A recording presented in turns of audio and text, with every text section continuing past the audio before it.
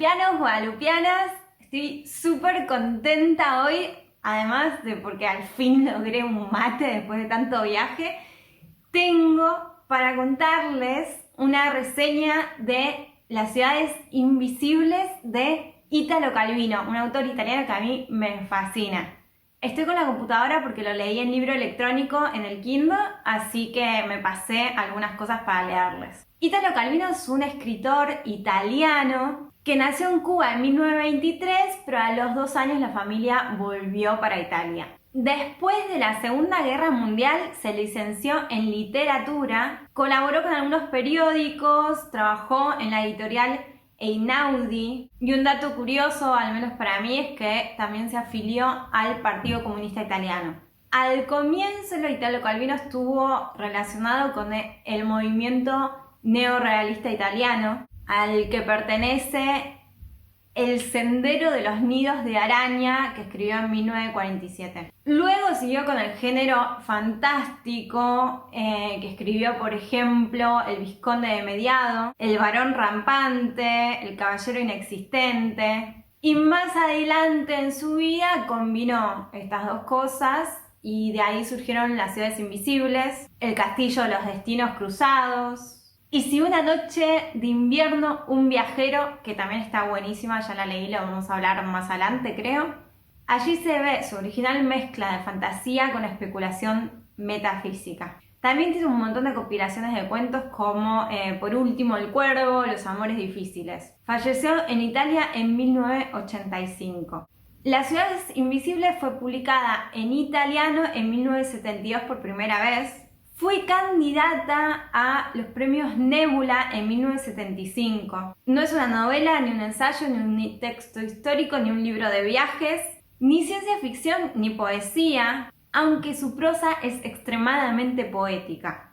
Si es necesario catalogarla, la catalogaría como una obra de ficción o de fantasía poética metafísica, ponele, si es que existe eso. Italo Calvino, en la conferencia en inglés el 29 de marzo de 1983 en la Universidad de Columbia en Nueva York, dijo: ¿Qué es hoy la ciudad para nosotros? Creo haber escrito algo como un último poema de amor a las ciudades, cuando es cada vez más difícil vivirlas como ciudades. Tal vez estamos acercándonos a un momento de crisis de la vida urbana y las ciudades invisibles son un sueño que nace del corazón de las ciudades invivibles. Se habla hoy con la misma insistencia tanto de la destrucción del entorno natural como de la fragilidad de los grandes sistemas tecnológicos, que pueden producir perjuicios en cadena, paralizando metrópolis enteras. La crisis de la ciudad demasiado grande es la otra cara de la crisis de la naturaleza. La imagen de la megalópolis, la ciudad continua, uniforme, que va cubriendo el mundo, domina también mi libro. Pero libros que profetizan catástrofes y apocalipsis hay muchos.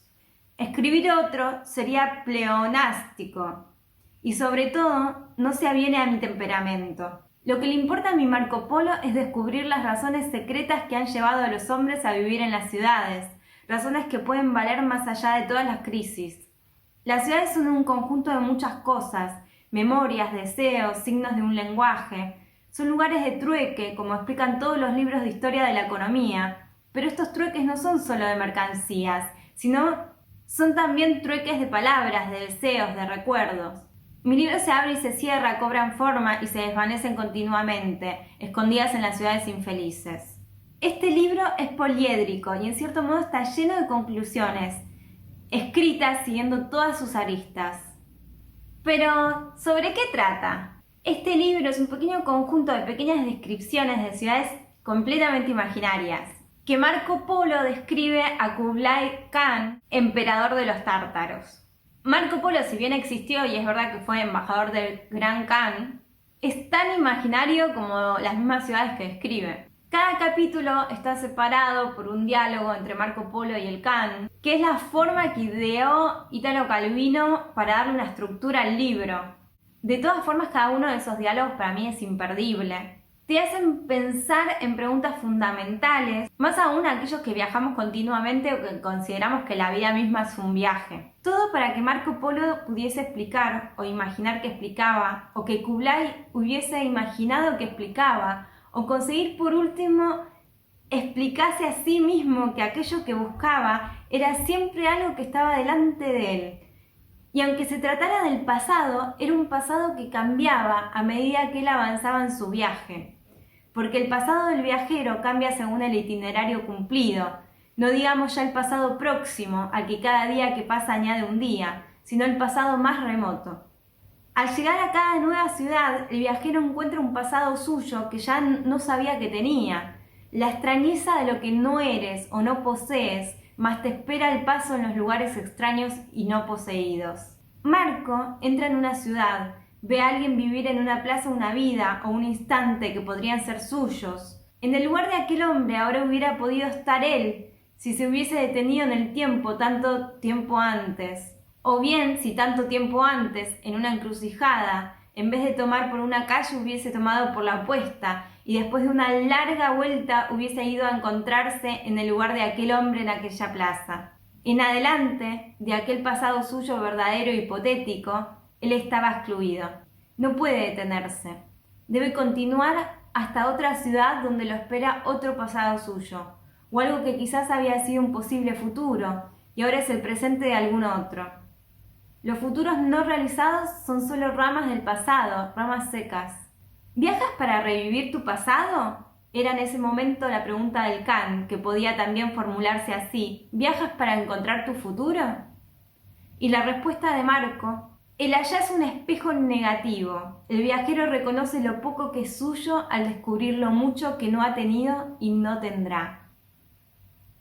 Me parece que reconoces mejor las ciudades en el Atlas que cuando las visitas en persona, dice a Marco el emperador cerrando el libro de golpe. Y Polo contesta: viajando uno se da cuenta de que las diferencias se pierden. Cada ciudad se va pareciendo a todas las ciudades. Los lugares intercambian forma, orden, distancias. Un polvillo informe invade los continentes. Tu Atlas guarda intactas las diferencias. Ese surtido de cualidades que son como las letras del nombre. Esto es tal cual. Llega un momento donde todas las montañas se parecen, todos los lagos se parecen, todas las ciudades se parecen. Es impresionante. Queda una de la que no hablas jamás. Marco Polo inclinó la cabeza. Venecia, dijo el Can. Marco sonrió.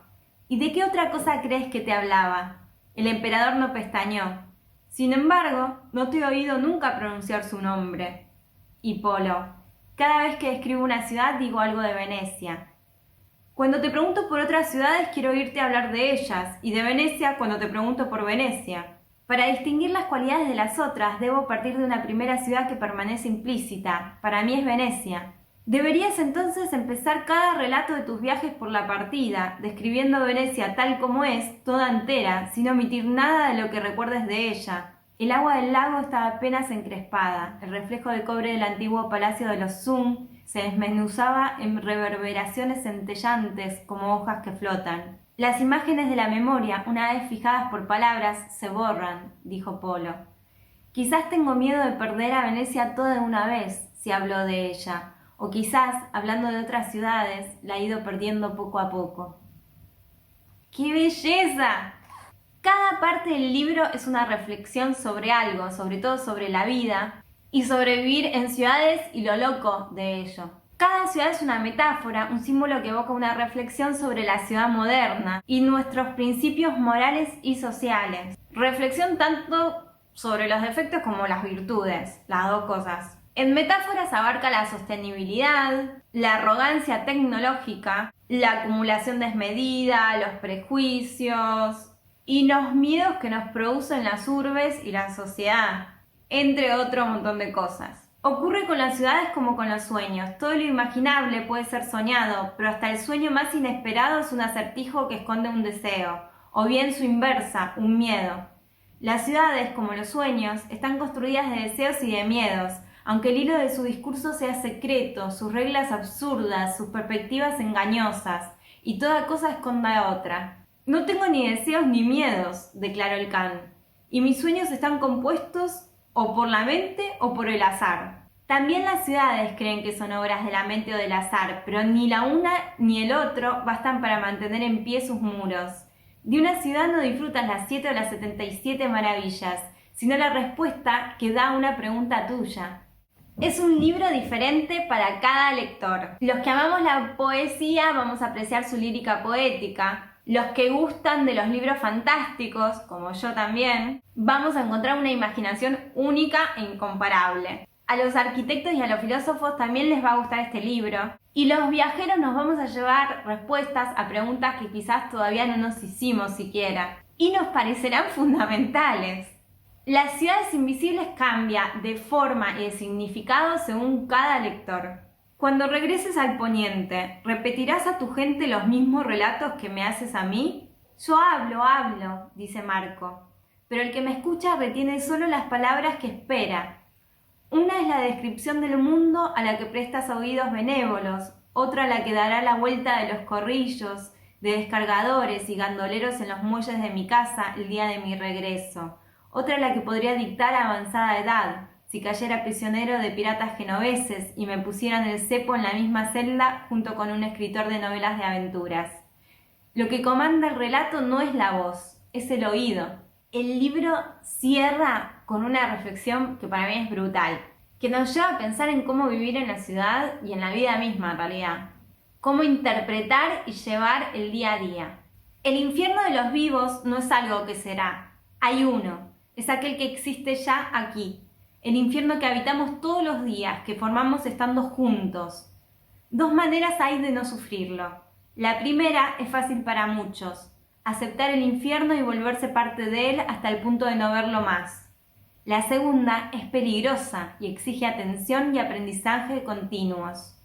Buscar y saber reconocer quién y qué en medio del infierno no es infierno y hacerlo durar y darle espacio. Bueno, este libro me encantó, la verdad que es apasionante, ya sea que lo analices por las reflexiones que tiene y las metáforas que tienen, como también por la belleza, la poesía de su prosa. O sea que da igual cómo lo leas, para mí es un libro que siempre me gusta, tenga la mirada que tenga. Les voy a leer algunas de las ciudades al azar, unas poquitas, creo que me fui un poco de mambo y elegí unas cuantas, no fui del todo de mambo. Las ciudades y la memoria 3. Inútilmente, magnánimo Kublai, intentaré describirte la ciudad de Zaira de los altos bastiones. Podría decirte de cuántos peldaños son sus calles en escalera, de qué tipo los arcos de sus soportales, qué chapas de zinc cubren los techos. Pero sé ya que sería como no decirte nada. No está hecha de esto la ciudad, sino de relaciones entre las medidas de su espacio y los acontecimientos de su pasado. La distancia al suelo de un farol y los pies colgantes de un usurpador ahorcado, el hilo tendido desde el farol hasta la barandilla de enfrente, y las guirnaldas que empavezan el recorrido del cortejo nupcial de la reina, la altura de aquella barandilla y el salto del adúltero que se cuelga de ella al alba, la inclinación de una canaleta y el gato que la recorre majestuosamente para colarse por la misma ventana, la línea de tiro de la cañonera que aparece de improviso desde detrás del cabo y la bomba que destruye la canaleta, los rasgones de las redes de pescar y los tres viejos que sentados en el muelle para remendar las redes se cuentan por centésima vez la historia de la cañonera del usurpador, de quien se dice que era un hijo adúltero de la reina, abandonado en pañales allí en el muelle. En esta ola de recuerdos que refluye, la ciudad se embebe como una esponja y se dilata. Una descripción de Zaira, como es hoy, debería contener todo el pasado de Zaira. Pero la ciudad no dice su pasado, lo contiene como las líneas de una mano, escrito en los ángulos de las calles, en las rejas de las ventanas, en los pasamanos de las escaleras, en las antenas de los pararrayos, en las astas de las banderas, surcando a su vez cada segmento por raspaduras, muescas, incisiones, cañonazos. Las ciudades y el deseo 2. Al cabo de 3 jornadas andando hacia el mediodía, el hombre se encuentra en Anastasia, ciudad bañada por canales concéntricos y sobrevolada por cometas. Debería ahora enumerar las mercancías que se compran a buen precio: ágata, onix, crisopacio y otras variedades de calcedonia. Alabar la carne del faisán dorado que se cocina sobre la llama de leña de cerezo estacionada y se espalvorea con mucho orégano. Hablar de las mujeres que he visto bañarse en el estanque de un jardín y que a veces, así cuentan, invitan al viajero a desvestirse con ellas y a perseguirlas en el agua. Pero con estas noticias no te diré la verdadera esencia de la ciudad, porque mientras la descripción de Anastasia no hace sino despertar los deseos uno por uno, para obligarte a ahogarlos. A quien se encuentra una mañana en medio de Anastasia, los deseos se le despiertan todos juntos y lo circundan. La ciudad se te aparece como un todo, en el que ningún deseo se pierde y del que tú formas parte. Y como ella goza de todo lo que tú no gozas, no te queda sino habilitar ese deseo y contentarte. Tal poder que a veces dicen maligno, a veces benigno, tiene Anastasia. Ciudad engañadora. Si durante 8 horas al día trabajas como tallador de ágatas, ónices, crisopáceos, tu afán que da forma al deseo toma del deseo su forma, y crees que gozas por toda Anastasia cuando solo eres su esclavo. Las ciudades y los intercambios 3. Al entrar en el territorio que tiene Eutropia por capital, el viajero ve no una ciudad, sino muchas, de igual tamaño y no disímiles entre sí, desparramadas en un vasto y ondulado altiplano. Eutropia es no una, sino todas esas ciudades al mismo tiempo. Una sola está habitada, las otras vacías, y esto ocurre por turno. Diré ahora cómo. El día en que los habitantes de Eutropia se sienten asaltados por el cansancio y nadie soporta más su trabajo, sus padres, su casa y su calle, las deudas, la gente a la que hay que saludar o que saluda, entonces toda la ciudadanía decide trasladarse a la ciudad vecina, que está allí esperándolos, vacías y como nueva, donde cada uno tomará otro trabajo, otra mujer, verá otro paisaje al abrir las ventanas, pasará noches en otros pasatiempos, amistades, malidecencias.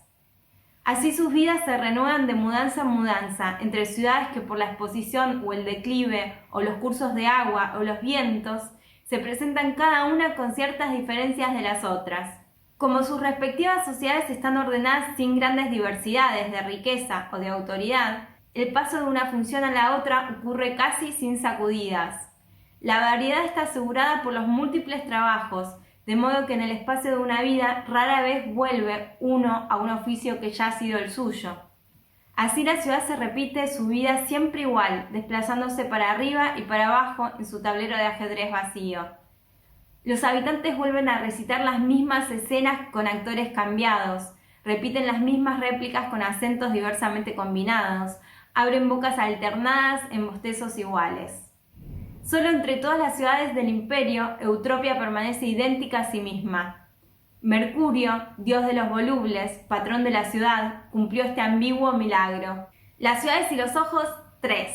Después de andar 7 días a través de boscajes, el que va a Baucis no consigue verla, y ha llegado.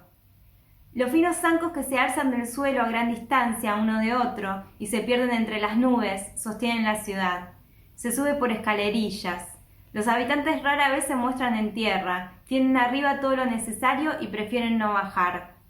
Nada de la ciudad toca el suelo, salvo las largas patas de flamenco en que se apoya, y en los días luminosos una sombra calada y angulosa que se dibuja en el follaje. 3 hipótesis circulan sobre los habitantes de Baucis: que odian la tierra, que la respetan al punto de evitar todo contacto, que la aman tal como era antes de ellos y con catalejos y telescopios apuntando hacia abajo no se cansan de pasarle la revista hoja por hoja, piedra por piedra, hormiga por hormiga, contemplando fascinados su propia ausencia. Las ciudades y el nombre, 5. Irene es la ciudad que se asoma al borde del altiplano a la hora en que las luces se encienden y en el aire límpido se ve allá en el fondo la rosa del poblado, donde es más densa de ventanas, donde ralea en senderos apenas iluminados, donde amontona sombras de jardines y levanta torres con luces de señales. Y si la noche es brumosa, un esfumado claror se hincha como una esponja lechosa al pie de las caletas. Los viajeros del altiplano, los pastores con los rebaños transhumantes, los pasajeros que vigilan sus redes, los ermitaños que recogen raíces, todos miran hacia abajo y hablan de Irene. El viento trae a veces una música de bombos y trompetas, el chisporreo de los disparos en las luces de una fiesta, a veces el desgranar de la metralla, la explosión de un polvorín en el cielo amarillo de los fuegos encendidos por la guerra civil. Los que miran desde arriba hacen conjeturas acerca de lo que está sucediendo en la ciudad. Se preguntan si estaría bien o mal encontrarse en Irene esta noche. No es que tengan intención de ir, y de todos modos los caminos que bajan al valle son malos, pero Irene imanta miradas y pensamientos del que está allá en lo alto. Llegado a este punto, Kublai Khan espera que Marco hable de una Irene como se ve desde adentro. Y Marco no puede hacerlo. ¿Qué es la ciudad que los del altiplano llaman Irene? No he conseguido saberlo. Por lo demás, poco importa. Si se la viera estando en medio, sería otra ciudad. Irene es un nombre de ciudad de lejos, y si uno se acerca, cambia.